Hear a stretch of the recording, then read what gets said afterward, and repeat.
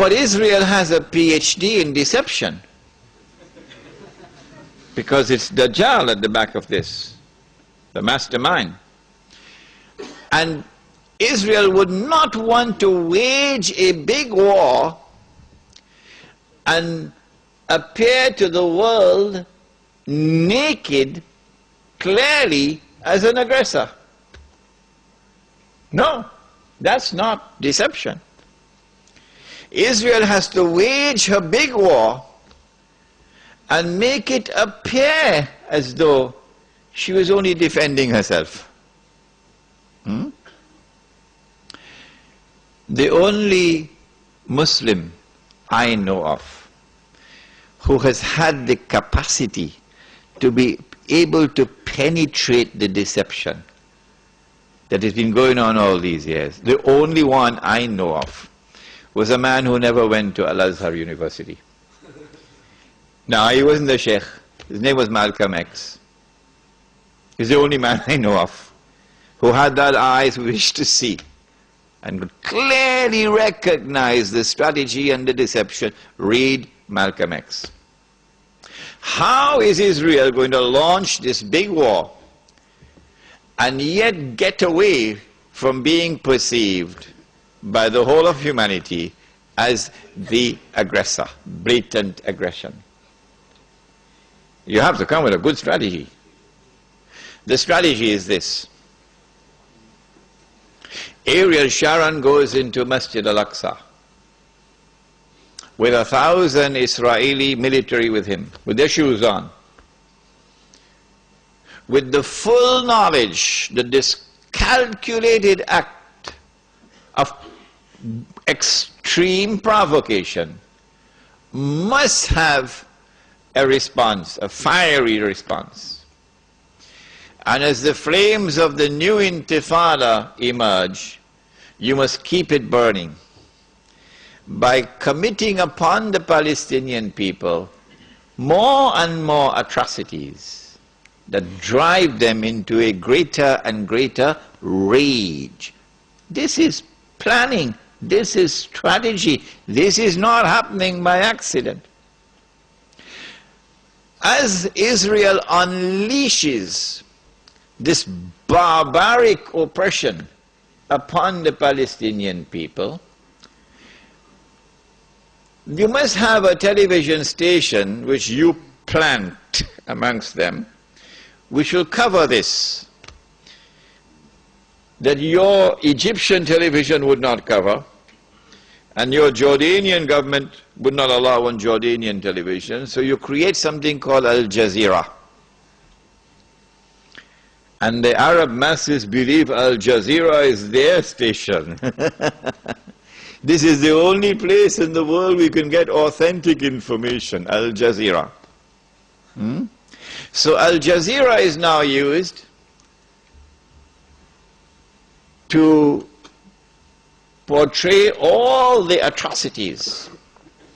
And so around the Arab world, the masses only have to tune into Al Jazeera and they know what's happening. And so the Arab masses become more and more angry. Impending scenario in which, like the domino effect, governments around the world of Islam, they will claim, are now going to fall. And the world of Islam is rising up now. And one-eyed Muslims, of course, are going to believe it. The world of Islam is now going to rise up and all these governments are going to be swept away. And authentic governments representing the Muslim masses will now emerge. And therefore the Jews are going to have their throats cut. This is going to be the most dangerous moment in the entire life of the world of Jews. The media will portray it. If we don't do something, we will all be slaughtered by these Muslim fanatics. Yeah? I tell you, this will be drama worthy of Hollywood when it comes. They must be hating me now for revealing their secrets.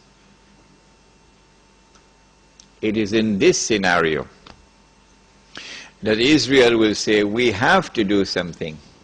If we just sit here and do nothing, the state of Israel will be destroyed and the Jews will all be slaughtered. What can we do? They call it a preemptive strike.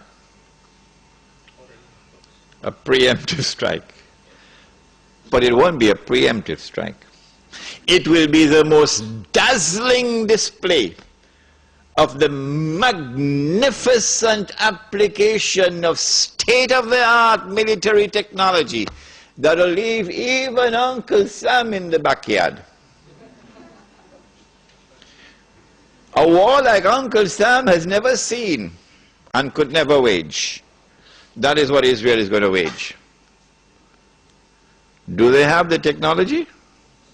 I believe they have technology that even Uncle Sam doesn't have.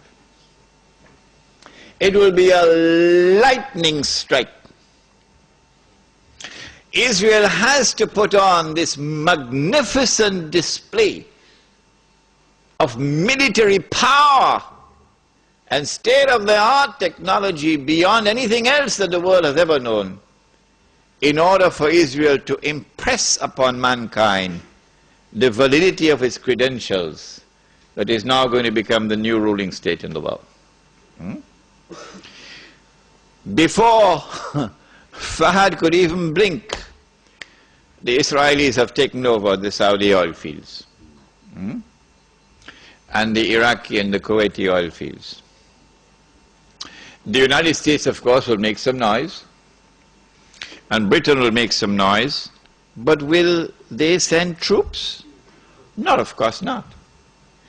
The United Nations Security Council is now going to be used by the rest of the world, particularly Uncle Europe, and Uncle Japan, and the rest of the world.